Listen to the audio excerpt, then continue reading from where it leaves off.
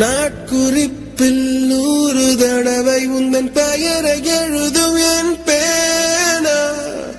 எழுதியதும் எறும்பு மொய்க்க பெயரும் வாழதல்ல தேனா.